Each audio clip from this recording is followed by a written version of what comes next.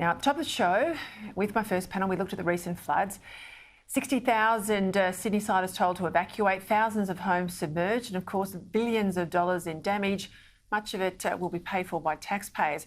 But as residents face the reality of the third or fourth flood in just 2 years, the focus is turning now to mitigation. And why was New South Wales presumably so ill-prepared for the deluge of rain we've received?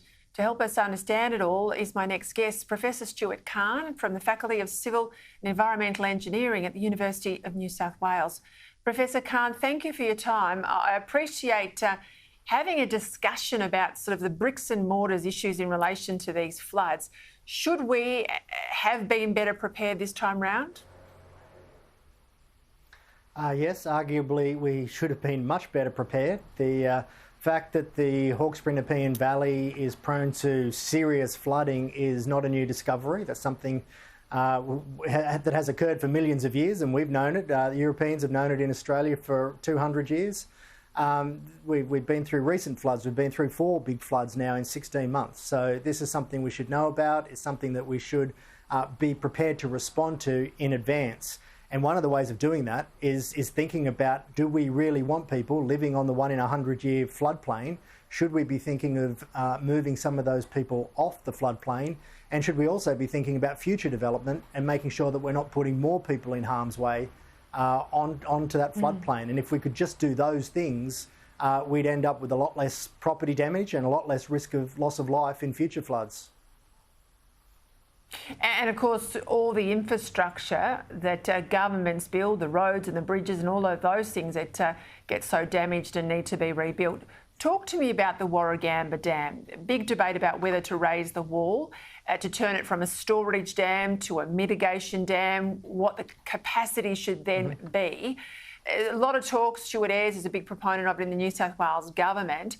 Give us a sense of how this would happen, should it happen, and would it be enough, or will we have to do other things as well? Sure. So, as you say, in Sydney, Warragamba Dam is a drinking water supply.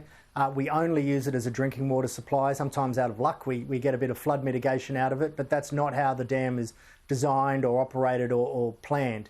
In contrast to Brisbane, for example, Brisbane's main drinking water supply is Wivenhoe Dam.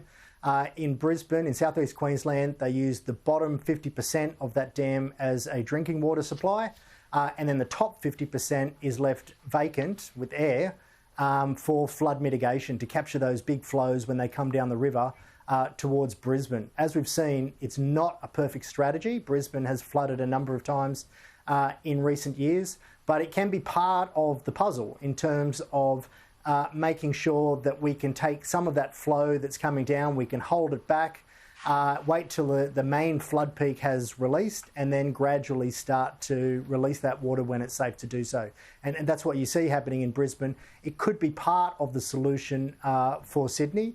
There are various ways that we could think about doing that. The current proposal from the New South Wales government is to raise the dam, put another 1,000 gigalitres of airspace on top of that dam.